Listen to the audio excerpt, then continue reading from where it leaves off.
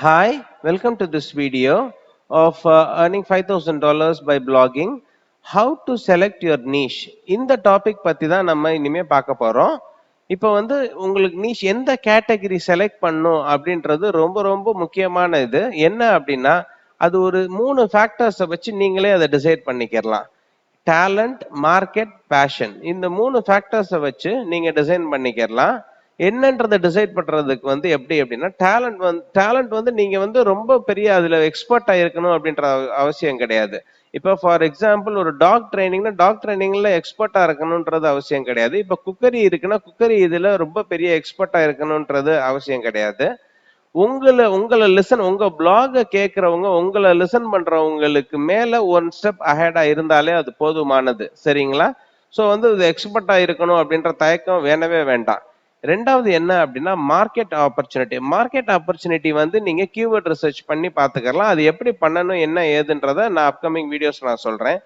Competition இல்லாததை எடுக்காதீங்க. ஏன்னா காம்படிஷன் ரொம்ப கம்மியா இருந்துச்சுன்னா மார்க்கெட் ஆப்பர்ச்சுனிட்டி வந்து ரொம்ப ரொம்ப கம்மியா இருக்கும். காம்படிஷன் அதிகமாக கன்வர்ஷன் ரேட் வந்து லீட்ஸும் வந்து நிறைய கன்வர்ஷன் ரேட்ஸும் ஜாஸ்தியா இருக்கும்.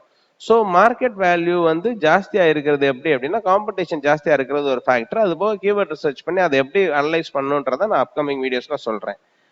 ஒரு ஒரு உங்களுக்கு ஒரு இஷ்யூ வருது அப்படின்னா உங்களுக்கு ஒரு டாக் ட்ரைனிங் இது வருதுன்னா டாகுக்கு ஏதாவது ஒரு இச்சு வருது, ஒரு ஒரு ஒரு சின்ன நோய் வருது அப்படின்னா அதை எப்படி சால்வ் பண்ணணுன்ற இது வந்து உங்களுக்கு தெரிஞ்சிருக்கணும். ஸோ அதுவே உங்களுக்கு பேஷன் ஆகி இருந்துச்சுனாலே ஸோ உங்களுக்கு அதை பத்தின பிளாக்ஸை நீங்க கிரியேட் பண்ணலாம். அதை வந்து ஒரு ஆயிரக்கணக்கான விசிட்டர்ஸ் பார்ப்பாங்க. ஸோ உங்களோட டிராஃபிக் டிரைவ் ஆகுறதுக்கு யூஸ் ஆகும். ஸோ உங்களுக்கு பேஷன் வந்து ஒரு பிரச்சனை அப்படின்னா அதை சால்வ் பண்றதுக்குரிய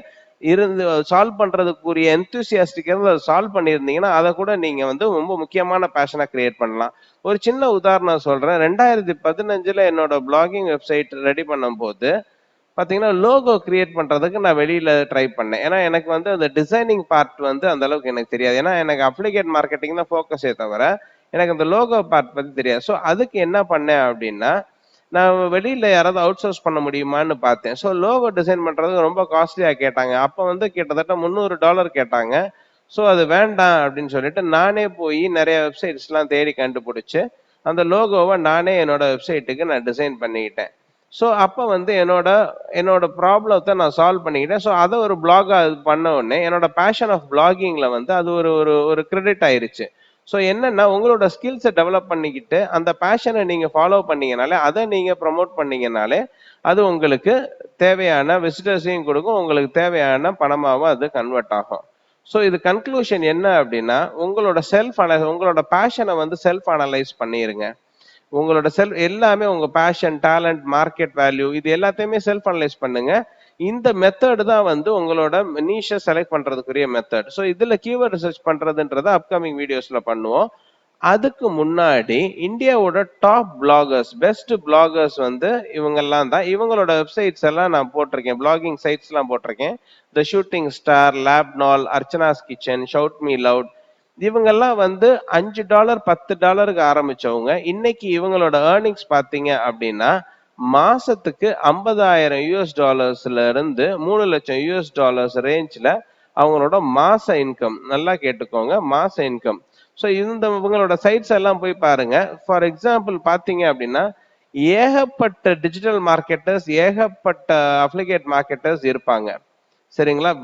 லேக்ஸ்ல கோடிஸ்ல. பட் ஆனா நானும் இதே இதுல என்னோட பேஷன்னால நானும் இந்த ஃபீல்டுல பெனிட்ரேட் ஆக முடியுது அப்படின்னா அதுக்கு என்ன காரணம் அப்படின்னா நான் இவங்களோட திறமையானவங்கன்றது கிடையாது.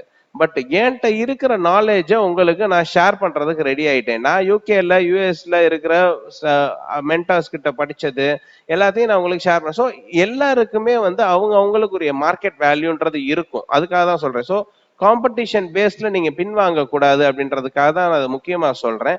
அவங்களுக்குரிய ஸ்பேஸ், அவங்களுக்குரிய மார்க்கெட் வேல்யூ எப்பவுமே இருக்கும். அந்த மார்க்கெட் வேல்யூவை நீங்க இது பண்ணலாம். ஸோ அதுல நீங்க கைப்பற்றலாம், அதுல நீங்க வந்து யூட்டிலைஸ் பண்ணிக்கலாம். ஸோ இதுதான் வந்து proper method to select a niche. So இதுல கீவேர்ட் ரிசர்ச் எப்படி பண்ணணும் அப்படின்றத நான் ஃபர்தர் வீடியோஸ்ல நான் உங்களுக்கு கண்டிப்பா நான் சொல்றேன்.